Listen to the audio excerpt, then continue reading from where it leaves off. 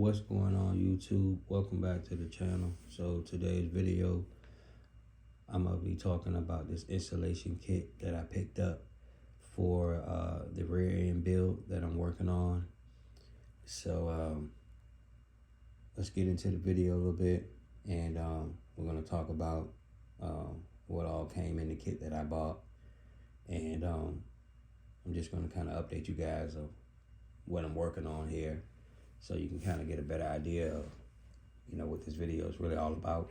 So I'm building a Chevy Caprice, and I'm doing a posi rear in the car. The car's a fresh build. The car is about 90% done, and I'm doing 26-inch wheels, 4Giottos. If you want to check out the wheels, you can go back to some of the other videos. I'll drop a link below for that video. Anyways, doing 26-inch wheels. So I wanted to do a posi rear. And if you're saying to yourself, well, why I wanted to do a posi rear, basically the car's a heavy car, the wheels are heavy, and when I'm driving the car, I'm at a stoplight. When I pull off from the stoplight, I don't want the car to just take forever to pull off from the stoplight. I want the car to move like I want it to move. Therefore, both wheels pulling in the back, it'll get the car moving faster. So that's one of the reasons that I did a posi rear in it. Also, just to make the car faster, all around a posi rear will help. I wouldn't say make the car faster, but it will make the car move from the start line faster. So if I wanted to take it to the track, and if I wanted to just have some fun with it, I can do that, and I can just get a better reaction time with a posi rear. So anyway,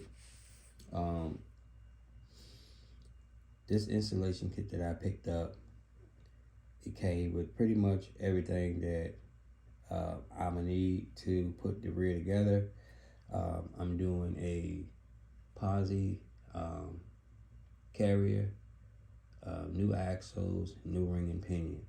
And so basically, like I said, it came with the gasket that you see there for a 10-bolt 8.5 rear. It came with all the shims and bearings. It came with some lubricant.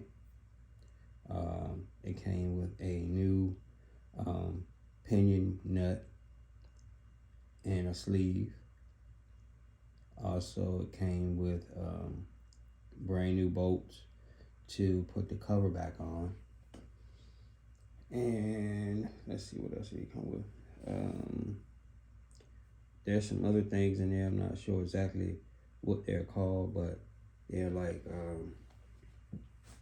I know that there are plenty of shims in there, like on both packages.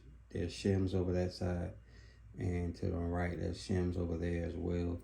And it on the left side, there's bearings inside of those shims. So like I said, it came with everything that I would need to install the new unit. And one good thing that I was happy about, that it came with the new bolts to put the cover back on, because I took the old cover off and I just don't know where I did with the bolts.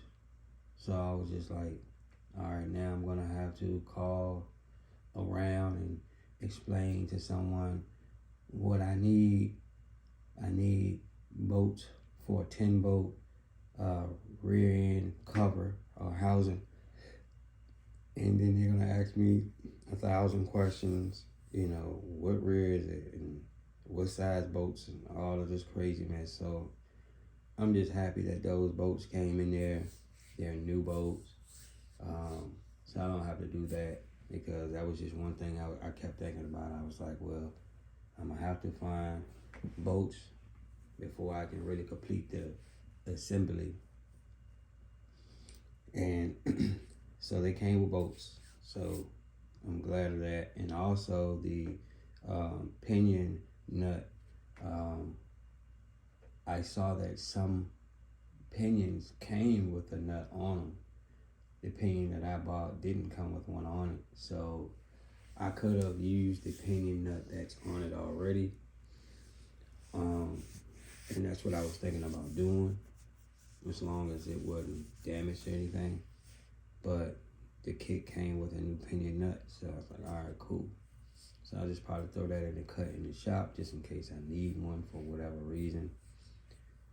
The old one, I throw it somewhere in the shop, label it. That's what I'm starting to do with parts that I use, or use parts that are still good. I throw it like in a Ziploc bag, label it, and I know what it is. And if I need one, or someone may call me and say, hey, they need one, I got one and I know where it is. One thing I don't want to do is have something laying around and I'm like, oh, what is this for? So that's the reason I label things now. But anyways, so as I said, a quick recap. I picked up a 10 bolt, 8.5 inch rear with a disc brakes.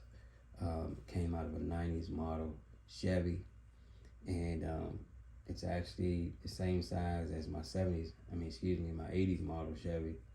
So everything lines up. It's the exact same rear. The only difference is that the one that I picked up from the 90s model, it has disc brakes. In the 90s, they did disc brakes front and rear. In the 80s, they just did disc brakes in the front, drum brakes in the back.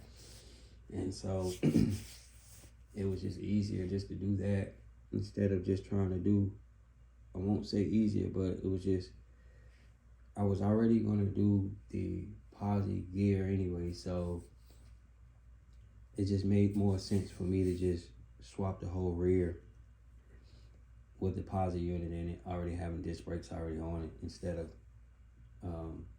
doing a disc brake conversion. Either way it goes, it wouldn't have worked. So, because the rear that's in the car has drum brakes on it, I was swapping it anyway because the rear that's in the car, it's a 7.5. And honestly, I was told that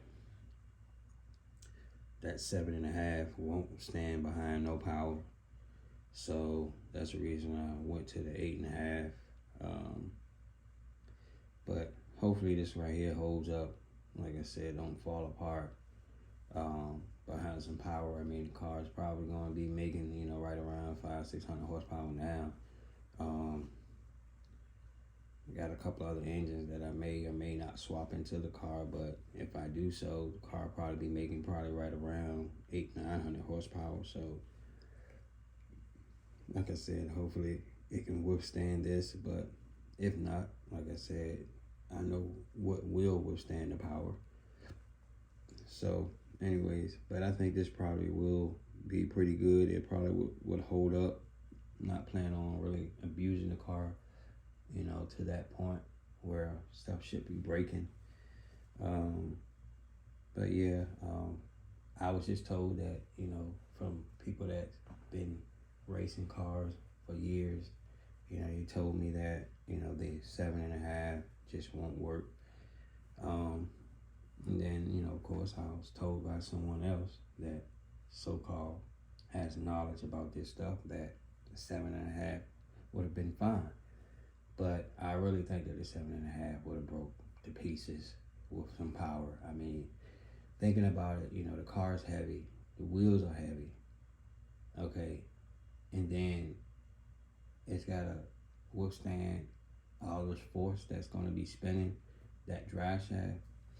That's a lot of work, and that's a lot of work that all the internals have to hold up. So and it's super small. 7.5. I think that's probably the smallest rear that the Chevy.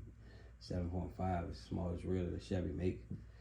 So anyway, like I said, upgraded to this 10 bolt 8.5, and we're gonna see how it holds up. Like I said, I'm not gonna abuse it like that, but We'll see how it holds up. But for anybody that's looking to, do what I'm doing or whatnot, if you're thinking about doing what I'm doing, installation kit is a must. I mean, you gotta have what you need to put it together. I mean, there's no need to pull it apart and try to use some of the stuff that you have. I mean, it really doesn't really make sense to do that, if you're planning on, using a car. So, like I said, the installation kits, they can vary from prices around, I think they starting at like, maybe like 150, 160, something like that and up. And I guess it just all depends on, what brand you buy or whatnot. But like I said, they all gonna pretty much come with the same stuff. So, and I mean, with the gasket wise, I mean, I've seen people get the rubber gaskets, and I mean, I've seen those leak. So, I mean, a lot of people I know, they just like these paper gaskets because they feel like, they seal a little bit better. So, but as long as, like I said, you clean the surface really well, and like I said, so it seals like it should be fine. Should be fine. But anyways, hope you guys enjoyed the video. Like I said, any questions, just drop a comment down below. Always feel free to go to the Instagram and, like I said, drop a comment or check out some cool pictures and videos on Instagram. Other than that, I'm gonna wrap this video up. But if you haven't done so already, make sure you go ahead and hit that like button. Make sure you share this video, and make sure, if you haven't done so already, hit that subscribe button as well. If you're already a subscriber, keep riding. Stay tuned for more content to come. I appreciate you guys watching.